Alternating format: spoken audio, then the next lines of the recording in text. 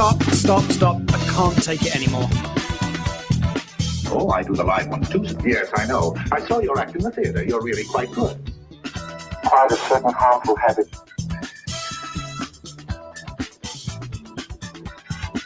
Stop it now, I'm leaving. Yeah.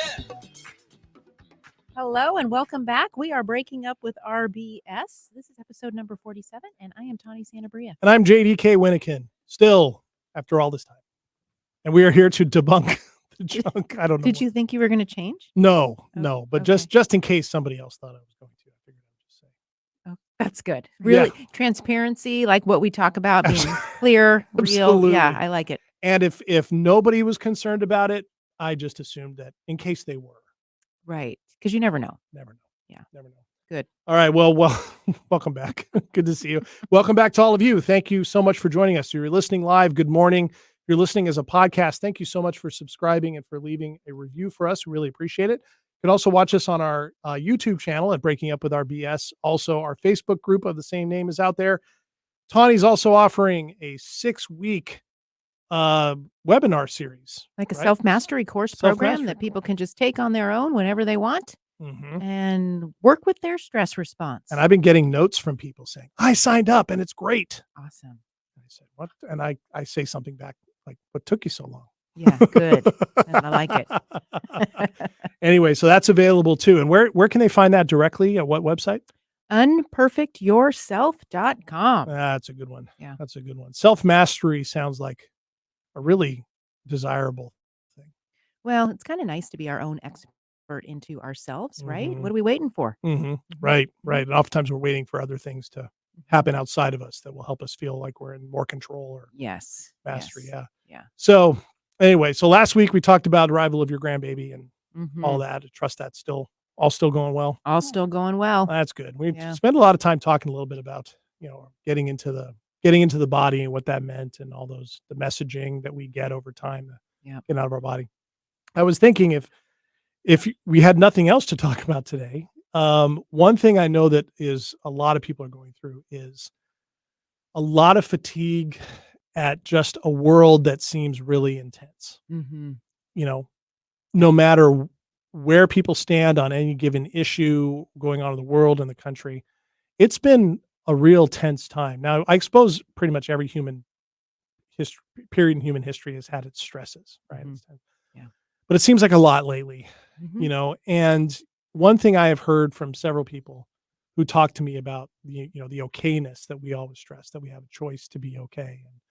And we have a lot more choice in our bodies and that integrated state than we think, is this idea that how can one be okay when things seem so out of control and things seem so threatening in a macro picture, right? What's going on in the world, what's going on in the country.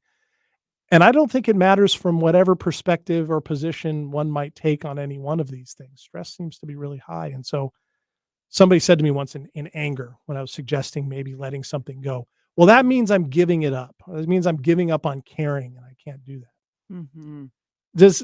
Are you hearing a lot of that lately, or have you heard a lot of that? Do you have thoughts on that come up for you?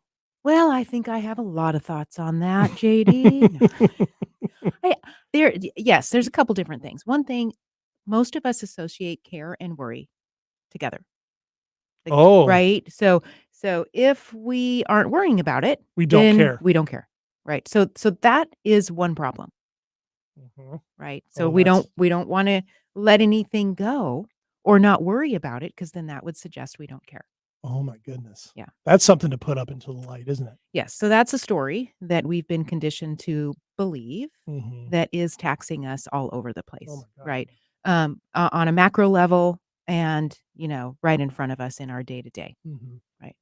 And then the other issue is, yes, if we take in all that is on the macro level, we will be overwhelmed. Yeah. It's too much for any one human to take in. Mhm. We weren't intended to take in all of the potential difficulties and struggles of the whole planet into our body.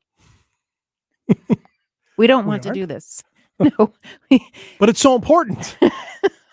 Okay. And it is going to defeat you. right? It is going to stress you. It is going to keep you in a chronic state of fight or flight because it's not manageable Mhm. Mhm. in our day to day. And yet so often we tend to think it is. Like, I know from my own experience once upon a time, for me, the antidote to what you were just talking about was get more information. The more I learn about what's going on in a certain situation, the more I know, the better I'll feel. And did that work? No, No. Mm-mm. no, Exactly. Yeah. no. It's actually like feeding a monster Mhm. after a while, Yeah.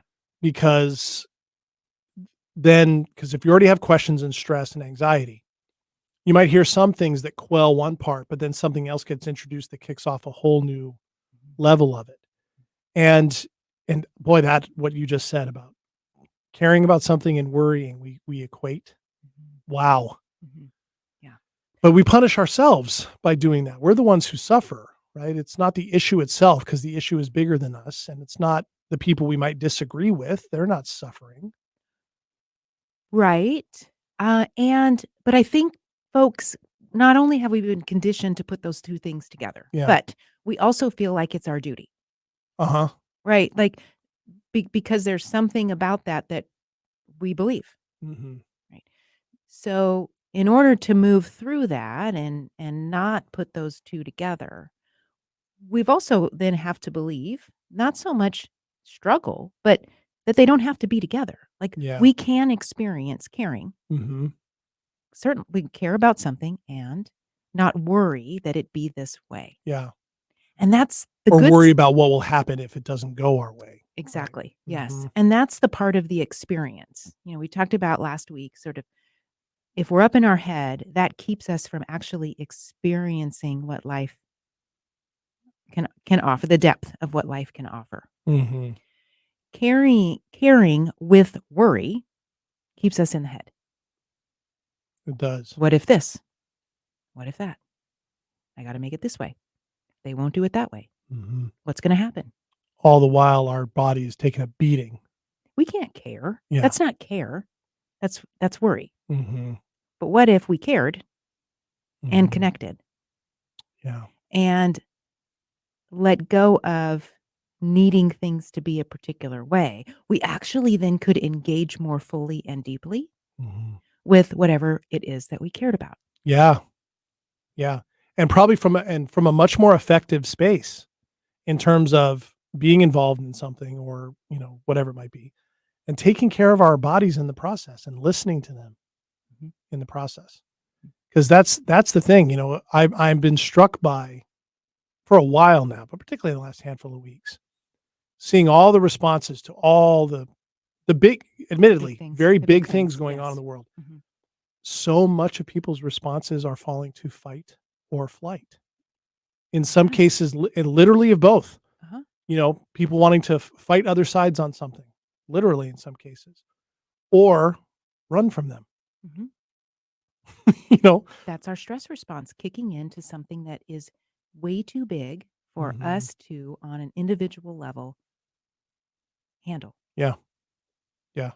And so what sounds like what you're saying is, actually, we can take better care of ourselves, care more effectively in the sense of being able to help ourselves feel like we're contributing, caring, contribute, whatever the case may be, without it necessarily needing to be worry or taking such a toll on ourselves emotionally, stress wise, or anything like that. Yeah, because if we're not in these times, the times that we're feeling a lot of fear and we're in a high intense stress situation in our body, if we're not able to take care of ourselves during these times, what happens? Well, we start breaking down, Yeah. Yeah. and actually, all the very things that are causing us anxiety are just going to get worse. Right. And are we going to be better capable No, of handling whatever we think we're supposed to handle? we'll be less capable, Less. Yeah. less, Yeah. because they all start to compound, right? Mhm. Because the body takes on the suffering, so you can't sleep as well, you're not eating as well, or whatever the case may be. Mhm. And then because of that, the next day, Mhm. and then the next day, and the next day, you're more and more tired, more and more stressed, more and more disconnected, Mhm. more and more hardwired, sore in more places, Mhm. and you're It's a downward spiral. downward spiral, Yeah. right? And no amount of knowledge seeking or acquiring will improve that. Mm-mm. I've used the comparison to that if that whole situation is like a fire, Mhm. trying to get more information is just like taking gasoline and throwing it on there, hoping that the gasoline is going to put it out. Right. Yeah. More information doesn't help us feel better most of the time unless there's something we can actually do. Right. Right. Just gathering more information in hopes that we're going to finally understand it to have some peace. Hmm. There's more information right after we found this information. Right. There- there's no lack of information out there. Hmm. Yeah. Whether the information is bad, good, or otherwise. Hmm. There's a ton of information out there. And spider webs out to more, Uh-huh.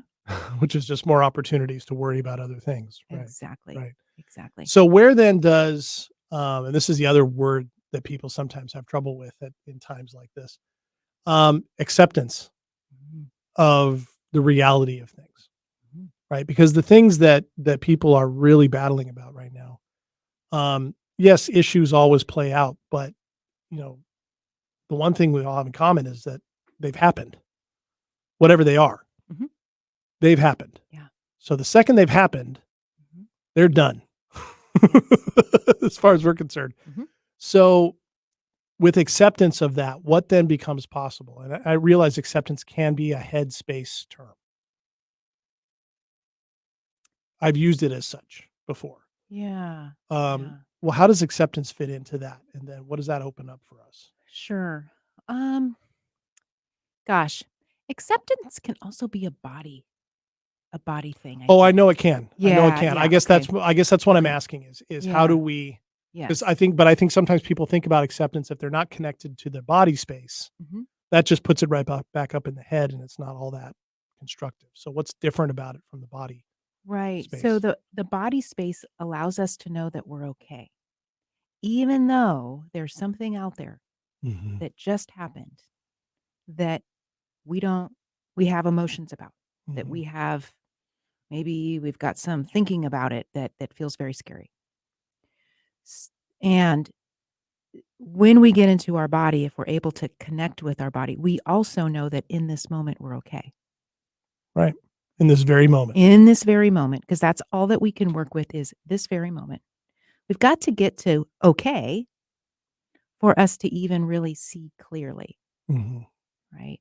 And there are moments when we may not be okay given if we're in a certain situation, like I'm driving down the road and I just hit a car, right? Like that might be a situation where, Mhm. but it could also be a situation where I'm okay Right. also, right? Right.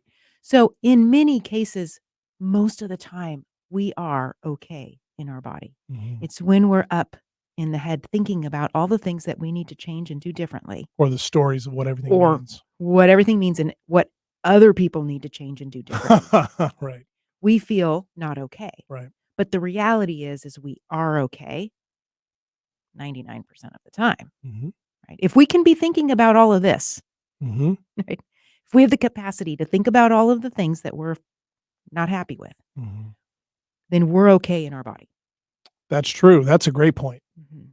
Yeah, Mhm. because we can only do that if we're actually in a safe place Yes. body-wise. Because otherwise we'd be paying a lot more attention to the fact that we're in danger, Yes. Mhm. right? So Mhm. if we're literally in danger, we're not gonna be thinking about the big things in the world and all the things we're stressed about because we're gonna be right in the moment. Oh, that's a great point. Mhm. Mhm. So it's actually proof of safety Yes. Yes. to be in a position to be so worried about something you're tearing yourself into pieces. Exactly. So if we can experience the safety by getting into the ventral vagal, Yeah. then we know we're safe. Mhm. And that leads to a real acceptance of reality. Got it. Not of I'm okay with this, meaning I agree, Yes. but of reality. Yeah. We don't have to like reality to accept Mhm. that we're okay in it Mhm. in this moment. And it sounds like from that perspective, you can say, as far as I'm concerned, things outside in the world are not okay. And I am. Mhm. Yeah. So then when we get clear, we're calm, we're safe in our body, we're connected to our body. Then, when and if we feel a need to do something, Mhm. we're going to probably make a better decision about the Mhm. doing Yeah. it might be more effective, more productive, more reasonable, Mhm. more more possible. Yeah, and more positive probably for our own well-being. Mhm. That's interesting. And what to me is profound about that is you don't have to lose your sensibilities to do that. You don't have to lose your intense belief in a cause to do that. You don't even need to really temper necessarily the whatever emotions you have. You can still be frustrated, angry, sad, have all that. But from that space, you're right. You don't have to be controlled by those things. And then you're not in fight and flight. So what you're talking about is the space of the safety system. Yeah. Okay. Yeah. Yeah. Okay. Mhm. Yeah, and it's, and we're sitting here, of course, trying to describe it with words, kind of coming back to that whole describing what it's like to swim in the ocean as opposed to swimming in the ocean. Yep. What I can say is we're not talking about something hypothetical here. This is something that I've been able to do at times, and I've had to, more and more lately. You've had clients who do that, and it is something that human beings have done for a lot of human history in various parts of the world. We've moved away from that. Mhm. The primacy of the mind as not only the driving engine, but the primary problem solver and filter through which everything goes is something of the last few hundred years, Mhm. kind Mhm. of hand in hand with technological revolutions and Yeah, sort of an modernity. over reliance Yeah, on it. yeah. Yeah. Mhm. And of course, the downsides of that are the things that it's so funny. We hear these as buzzwords, so often, but they're being used in a different context than we're talking about, right? Disconnect. Like Mhm. there's a disconnect between people, disconnect in society, disconnect between political sides, between nations, between peoples. And yet, really, what we're getting at to get under that, disconnect from our own bodies is where it starts, isn't it? Absolutely. Yeah, absolutely. Because we connect via our bodies. Yeah. Hmm. Mhm. It's like realizing this image that came to mind. I remember when I was playing board games with my family as a kid, and you get into the game and suddenly realize that like you're missing a major portion of the game, and all of a sudden you realize, oh, we can't play this game the way we thought we would, right? There's no aces in the deck, or whatever. It's like trying to play a whole game and recognizing, well, wait, the most important parts have not been included here, or you've forgotten them, or you've left them out. So from that space, I mean, to me, what comes up immediately is that reminder we've talked about before on this show of our own ability and responsibility for ourselves and our ability to put ourselves in a place to better serve ourselves through the body. And then we're better able to serve others. Right. Right. So if that's really what we're after, we hear serving others. We hear Mhm. that as being a thing that's really important right now. Mhm. If that's what we really want, we've got to be able to connect with ourselves first. Mhm. Yeah.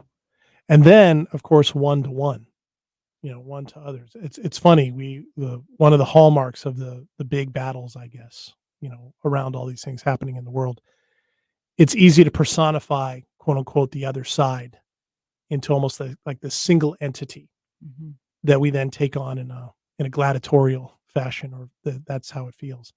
And yet, so often, if you actually break down differences of opinion and you end up having a conversation between two people who are willing to have the conversation, you see the realities shift and the realities change, and you can have disagreements with people around some really fundamental things and still connect Mhm.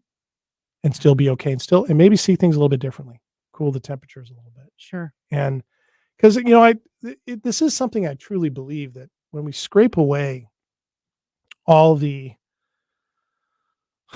artifices of the things that we use to divide ourselves, even if they're very legitimate differences in belief, at our core, we seem to really, most of us want the same things. Mhm. We want to feel safe. Mhm. We want to feel connected. We want to feel like we can grow and have our children grow in a safe place and have meaning, right? And security, love, connection. And we hear story after story of people who don't have those, or are afraid they'll lose them, or whatever, at the root of so much of this. And man, when the noise picks up the way it has been from all directions, and then everybody's responses, fight or flight, get added to it. It reminds me of being in places when I was a young kid that suddenly, even if I was having fun somewhere, if they got too loud or too crowded, I couldn't take it anymore. Even if it was somewhere fun, like the fair or a baseball game or a sporting event, all of a sudden it was just too much. And that's what it can sometimes feel like, you know? And I get really sad about that at times like this when things seem so intense that, man, we all really do want to point in generally the same direction. Mhm. And yet we've got so much stuff cluttered in here in terms of what we're trying to control in the world, what we're trying to dictate, what we're trying to, exert control or authority over, and then add to that wanting to fight back against. I fall into it. Mhm. There's things I care intensely about, that I sometimes feel like I need to defend or fight for. And at the same time, when I do that from a headspace, I'm the one suffering. Mhm. And you're probably not making any headway towards the goal that you're No, wanting to work towards anyway. no, and I'm swinging at an invisible enemy, Yep. you Mhm. know, Yep. really am. Or I'm swinging at my own shadow, Mhm. Mhm. and it just reminds me that so many of the things that we respond to are the fears of what's going to happen if I don't do something. Mhm. Yeah. But man, there's a lot of stories in there. Mhm. Yeah. And yeah, and coming back to getting clear about what we can control and what we can't, because, Mhm, to your point, then you're expending a lot of energy mhm, to defend, to try to change a mind, mhm. to try to control something Yeah. that you probably don't have control of. No. And then all the while, you're not putting energy towards the things that you actually do have control over. Right. And I think that's the other part we've been conditioned to do is really, try to control I mean, it wasn't said like this when we were learning it, but it could have been, right?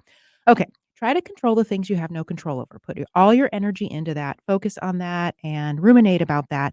Let it lose. Let you lose sleep. Yeah. The things you can control, don't worry about those things. Don't do anything with those things because those are boring, right? Like, because really that's what's happening. That's true. That's backwards though, isn't We're it? so backwards. Yes. And so we're feeling fearful, Mhm. disempowered, Yeah. helpless, mad, angry, frustrated, blaming other people for those feelings, Mhm. right? Like, And then actually just feeding that continued set of feelings. it just Hamster wheel. continues. It just continues. So we're all stressed out and Man. yeah. Because so many people in times when they're activated like that would take everything you just said as kind of giving up. When actually investing in that Mhm. is where the okayness is. Mhm. Which starts with each of ourselves, Yes. right? Yes. Recognizing from a body space as much as we can that we're okay in this moment, Mhm. even if everything outside of us feels not okay. And then from that space, what can we do something about? Our Mhm. relationships with ourselves and with the people that we care about. Mhm. you know, our physical environments, our physical health, our daily activities, the attitude we take from not just maybe our partners, but the person in line at the store that we talk to for 30 seconds. All those things from an intentional space can actually help brighten the world a little bit in our own sense, from our own experience, and gives us a better shot at being able to discern what we actually can do about some of those bigger questions. Absolutely. Yeah. And now's the time to invest in that. Mhm. We can't we don't wanna wait any longer to start investing in Yeah. what you just talked about. Yeah. That's going to help us get to better places Mhm. collectively Mhm. It is because the more people who can connect with that, the conversations will be different. all over the The place. solutions will be different. The options that come to bear and are considered will be different. Mhm. And then by extension, the outcomes will be different. And it is, it's funny as a historian, we have these moments in human history that are a big deal. And we always think they're right in front of us, right? But one of the things that is in front of us is, making these choices to step forward that way could go a long, long way to the longevity and the overall health of not just ourselves, but everybody who comes after us. Mm-hmm. It's why it's kind of an unstated thing of why we do this show, isn't it? Yep. Because we care about it on that big of a scale. Yeah, I got grandbabies. I know. Of course I do. I know. So that matters. It matters. And nobody, of course, would accuse you of giving up and not caring about the state of the world Mm-hmm. because you're investing in them. Right. Nobody would ever say that. Mm-hmm. Mm-hmm. So if it's true there, not true there, it's not true for everybody else. Mm-hmm. Yep. Okay. Absolutely. Well, I think that was good to talk about. Yeah. That's always a great reminder. Yeah. And it makes life simpler.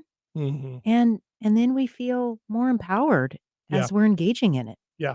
Yeah. Absolutely. Absolutely. Well, Mm.